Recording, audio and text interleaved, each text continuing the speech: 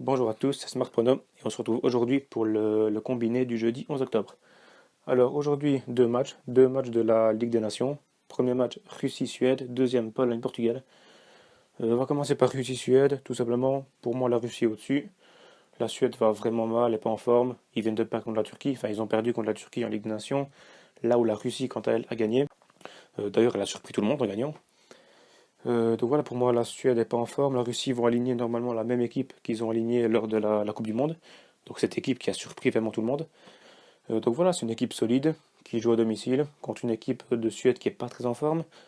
En plus de ça, la Russie elle a certains Cherisev qui arrivent vraiment à lui tout seul à faire gagner l'équipe. Donc voilà, je vais mettre Russie rembourser ses nuls. Je sécurise quand même parce que j'arrive pas trop à évaluer la motivation des équipes dans cette Ligue des Nations. Donc voilà, pour moi, Russie rembourser ses nuls, côté 1,40, ça me semble plutôt safe. Alors, Pologne-Portugal maintenant. Je pense que le Portugal est vraiment sous-estimé ici. D'ailleurs, pour vous dire, si je devais choisir le 11 de base parmi les 22 joueurs, je prendrais tout simplement l'équipe du Portugal. Voilà, si on fait poste par poste la confrontation, le Portugal gagne à chaque fois pour moi. Même en attaque, pour moi, André Silva est un petit peu peut-être plus en forme que Lewandowski. Mais vous savez quoi, je vais faire un petit tour vite fait en fait de la composition du Portugal. Parce qu'en fait, tous les joueurs pour moi du Portugal, individuellement, ils explosent dans leur club respectif. Regardez par exemple André Silva, deuxième meilleur buteur de Ligue 1, il me semble. 7 buts en 8 matchs, devant Lionel Messi. Donc voilà, on peut dire qu'il est en forme. Bernardo Silva, c'est pareil. Déjà, de toute façon, quand tu es titulaire à City, c'est que tu es plutôt bon. Bruma, il faut aussi un début de saison, ouais, un début de saison correct.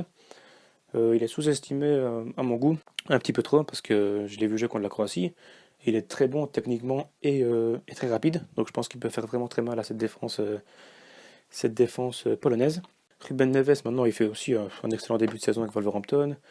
Pizzi, c'est pareil, à Benfica, il met 4 buts et 4 passes def en 7 matchs. Carvalho, c'est pareil aussi. Enfin, il est un petit peu timide, Carvalho, c'est pas très spectaculaire à voir jouer.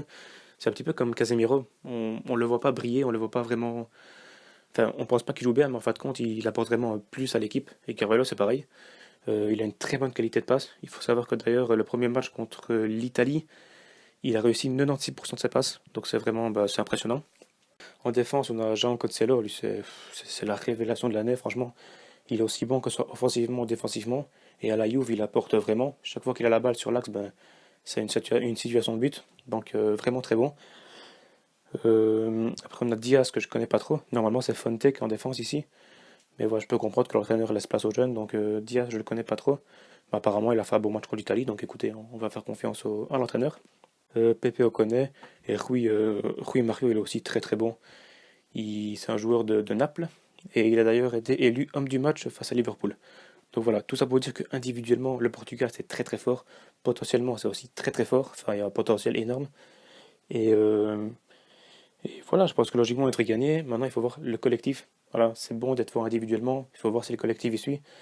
En plus de ça, ils sont quand même à l'extérieur. Il y a aussi un certain Lewandowski en face, qui peut te mettre 5 buts en 9 minutes. Donc on va quand même modérer nos mises et préférer un pari remboursé si nul. Donc voilà, au final, Russie remboursé si nul et Portugal remboursé si nul. Ça nous fait un code total aux alentours de 2,70-2,80. Et je vais mettre 1% de ma bankroll dessus, à savoir 30 euros. Voilà. Merci à tous d'avoir suivi cette vidéo. Désolé pour ma voix un petit peu monotone, mais je peux pas parler trop fort parce qu'il y a des gens qui dorment à côté de moi. Donc voilà. Merci à tous et on se dit à demain logiquement pour une autre vidéo. Ciao.